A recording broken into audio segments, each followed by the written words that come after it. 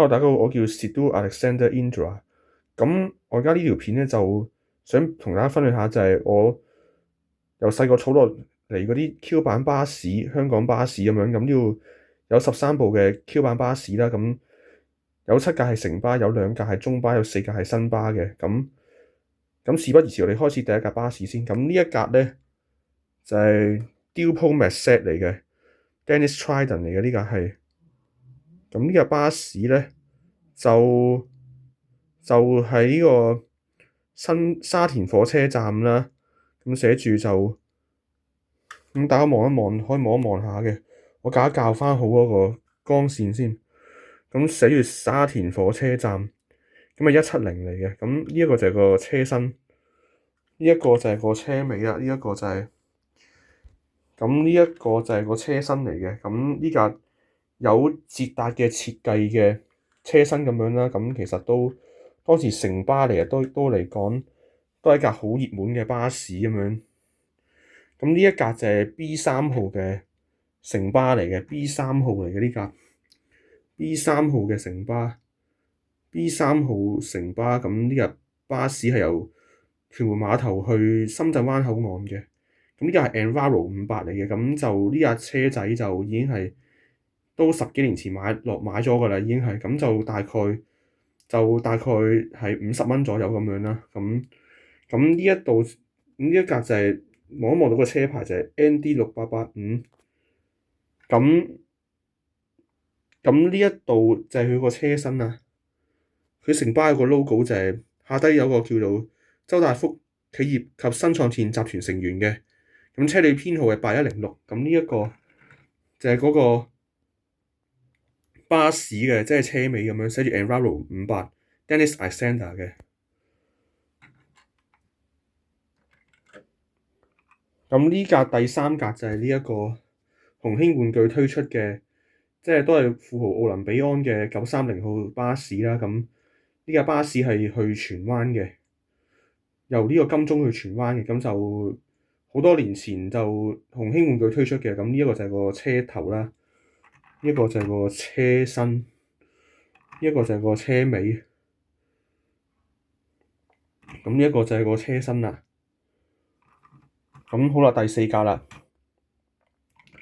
就呢架都係富豪奧林比安嘅5號 B， 由堅尼地城去銅鑼灣嘅香港大球場。唔好意思啊，頭先有啲口窒窒，應該係香港大球場。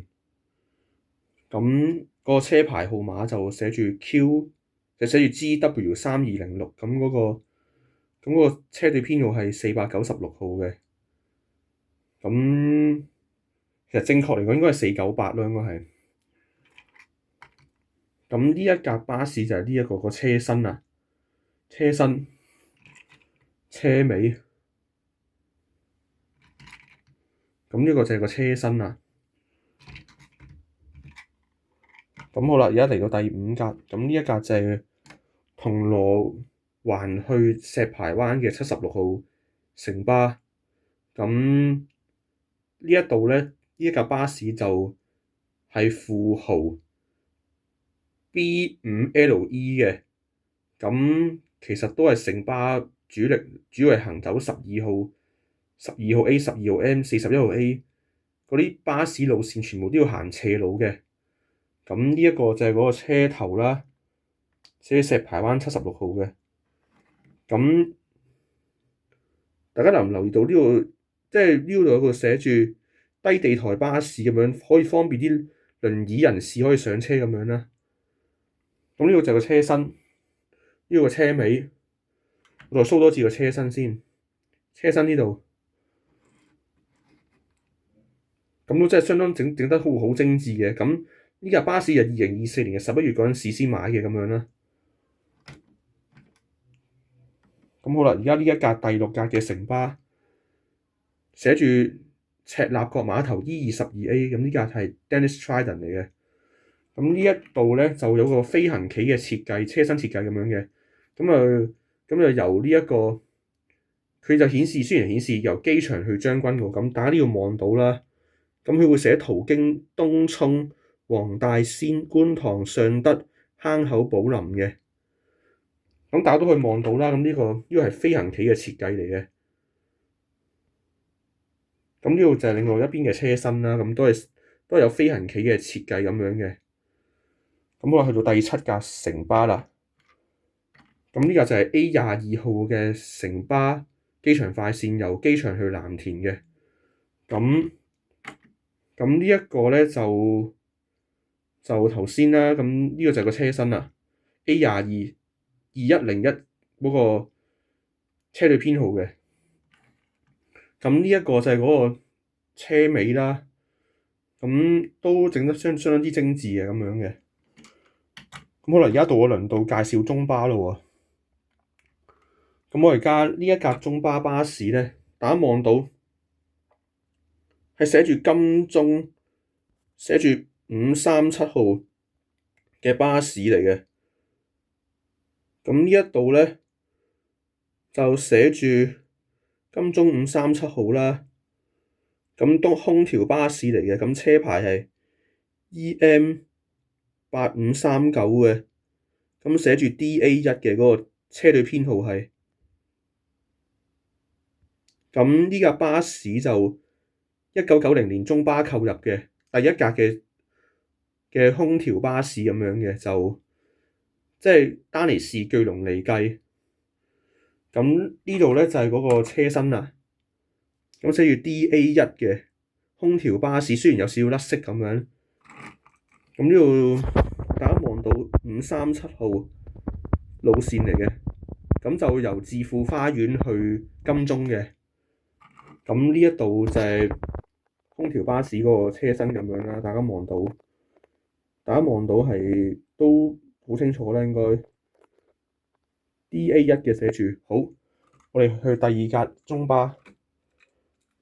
咁呢架中巴係25號嘅，咁有寫住寶馬山，但係佢個英文係串錯咗嘅，應該係一個 R 而唔係2個 R 嘅。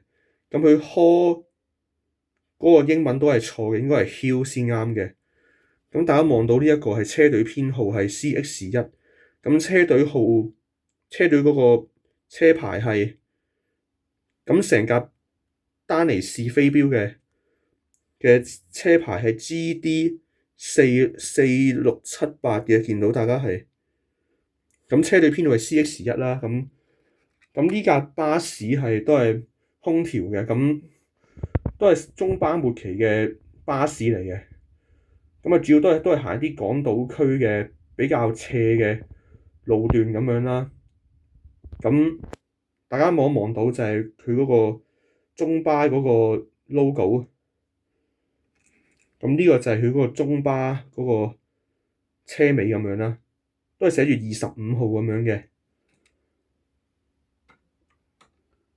咁頭先呢架中巴單層巴士其實佢係用咗 Marshall 車身咁樣咯，都係丹尼士飛鏢嚟嘅就。咁好啦，而家我哋去第1架新巴啦。咁呢架新巴係 Enviro 嘅58，Enviro 58。大家望到嗰個車牌號碼係 NE7587，咁就由小西灣去灣仔碼頭嘅。大家見到呢架巴士，咁就都係08、09年嗰陣時就新巴購入嘅。咁呢架係08年2月購入嘅。咁呢架巴士就呢一個就係個車身啦。佢新巴嘅 logo 下面就寫住周大福企業及新創建集團成員嘅。咁車隊編號係5502。呢個就係個車尾啦，寫住 NE7587車牌，都係寫住 Enviro 58 Dennis Alexander 嘅。咁好啦，呢一架巴士啦，呢架精彩啦，呢架大家望到就係呢架係丹尼士飛鏢嘅10.7米嘅單層巴士嚟嘅，係長嗰隻，不過係。咁呢一個車隊編號係2025啦，咁車牌號碼係HV8337。咁呢架巴士車隊編號係2025，咁啱啱2025年過咗去，都係冇幾，都係最近先過去咁樣啦。咁都啱啱舊年，即係2025呢一個車隊編號，會令到諗起呢架巴士會好值得紀念咯。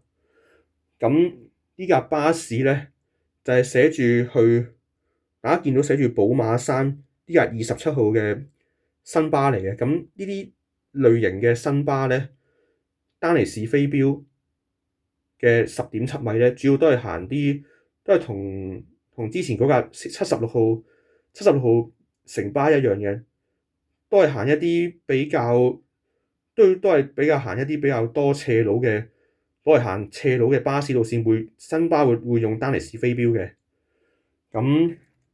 咁呢架巴士就大家望到啦，呢個就係嗰個車身啦。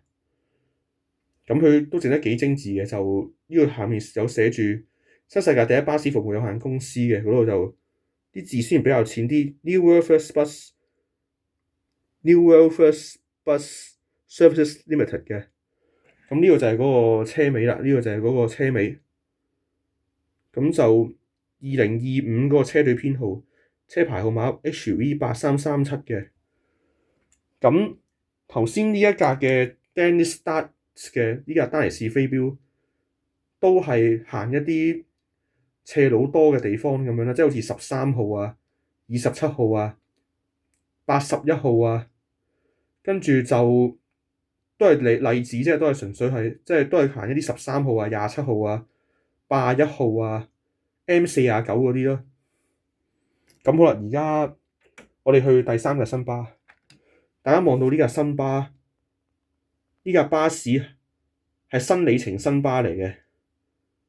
呢架巴士咧就咁係 Neoplan 嘅巴士嚟嘅，德國入口嘅，係 Neoplan 嘅巴士咁樣啦，咁就德國入口嘅，咁就當時有個綽號嘅叫做新紀元新巴咁樣咯。咁亦都可以有一個綽號叫做超時代巴士嘅。咁大家望到呢一架巴士就係忌廉伴遊啦。咁呢架巴士寫住720號新巴 Express 特快嘅，去外秩序灣嘅，由中環去呢個外秩序灣嘅。咁上面個車頂有寫住忌廉伴遊嘅廣告啦。咁呢個就係個車身啦。咁亦都個車身有寫住首個忌廉哥人氣節目。咁呢度大家望到嘅就係呢架巴士播緊忌廉伴遊，咁呢一度就係嗰個車尾啦。咁我而家再介紹多一架，都係 Enviro 500嘅。咁呢度大家望到啦，就呢架巴士寫住，大家望到呢度寫住將軍澳，寫住694將軍澳。呢架係車隊編號5639嘅。咁就694號新巴嚟嘅，咁個車牌號碼係 TP9919。咁呢架新巴都係 Enviro 500嚟嘅，不過就係啲比較後期嘅 Enviro 500咁樣啦。咁呢個就係個車尾，雖然冇咗個新巴 logo 嘅，咁就呢架巴士就係微型嘅巴士嚟嘅咁樣啦。咁呢度都整得幾精緻嘅，因為佢694嗰個牌有寫住寶林，個車牌咪嗰個車嗰個路線牌有寫住寶林，跟住坑口，跟住咁就都好精緻咁樣啦。咁呢13架巴士，咁我喺呢度就介紹咁多先。咁中意我嗰條片咧，可以俾個 like 我；中意我嗰個頻道可以繼續 subscribe 我嘅。咁就多謝大家。